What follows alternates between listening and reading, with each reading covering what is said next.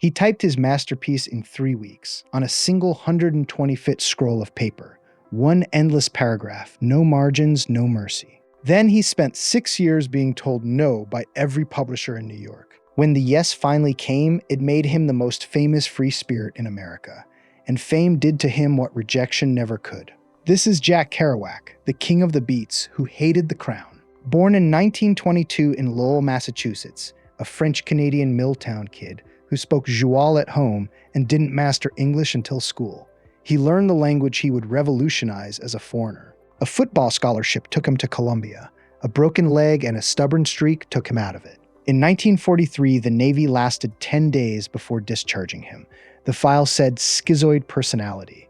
His actual diagnosis was simpler. He could not take orders. So he shipped out with the Merchant Marine instead and started writing. Then Neal Cassady blew into New York, a car thief from Denver who talked like a saxophone solo and wrote letters like nobody had taught him the rules, because nobody had. Kerouac saw it instantly. This man was the book. Between 1947 and 1950, they crossed America again and again. Denver, San Francisco, Mexico City, broke, ecstatic, living on apple pie and gas station coffee. His first novel, written the respectable way, came out in 1950 and sank.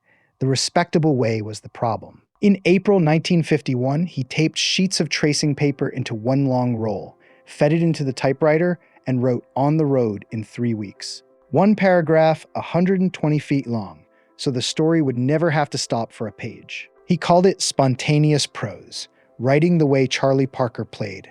First thought, best thought. Publishers called it unprintable. For 6 years, they demanded he cut it, tame it, paragraph it. He mostly refused. The scroll waited. On September 5th, 1957, the New York Times called On the Road an authentic work of art and the voice of a generation. Kerouac went to bed unknown and woke up an oracle. Beatniks appeared overnight. The berets, the bongos, the coffee houses, an entire subculture cosplaying his nervous breakdown. He hated it. I'm not a beatnik, he insisted. I'm a Catholic.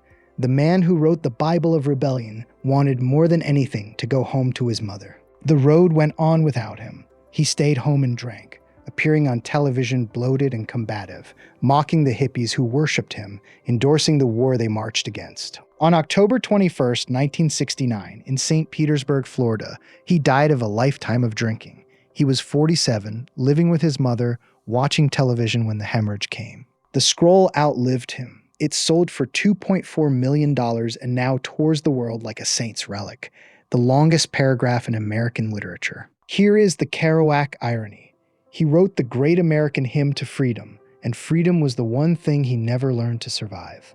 Jack Kerouac, Milltown kid, failed sailor, king of a movement he disowned, and the man who proved a masterpiece doesn't need permission or paragraphs. The road goes on without him. It always does.